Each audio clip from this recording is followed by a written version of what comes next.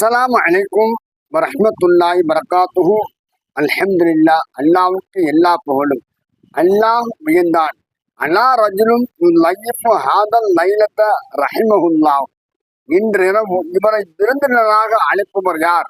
அவ்வாறு செய்பவருக்கு அல்லாஹ் அருள் புரிவான்.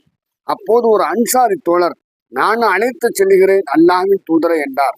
அவர் அந்த மனிதரை தம் மனைவியுடன் அழைத்து சென்று, அல்லாஹ்வின் தூதர் ஸல்லல்லாஹு அலைஹி வஸல்லம் அவர்களுடைய விருந்தினரை நாம் தாராளமாக உபசரிக்க வேண்டும் என்றார். அந்த மனைவி, அல்லாஹ்வின் மீது ஆணையாக, எங்களிடம் நமது குழந்தையின் உணவை தவிர வேறு எதுவும் இல்லை என்றார். அவர், தம் குழந்தைகள் இரவு உணவு கேட்டால் அவர்களை தூங்க வைத்து விடுங்கள், பின்னர் விளக்கு அணைத்துவிட்டு நாம் இன்றிரவு பசியுடன் படுத்துக் கொள்வோம் என்றார். அவர் கேட்டுக்கொண்டதை அவள் செய்தார்.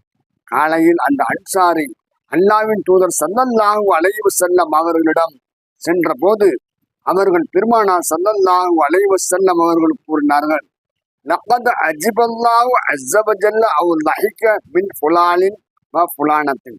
இன்னாரும் அவரது மனைவியும் செய்த செயலை கண்டு அல்லாஹ் வியந்தான் அல்லது சிரித்தான் என்று கூறினார்கள். அல்லாஹ்வின் நல்லடியார்களை, தன்னலம் பேணாமல் பிறர் நலன் பேணியதற்காக அல்லாஹ்வின் அன்பை பெற்றார்கள் சஹாபாக்கள். அஸ்ஸலாமு அலைக்கும் வரஹ்மத்துல்லாஹி வபரகாத்துஹு.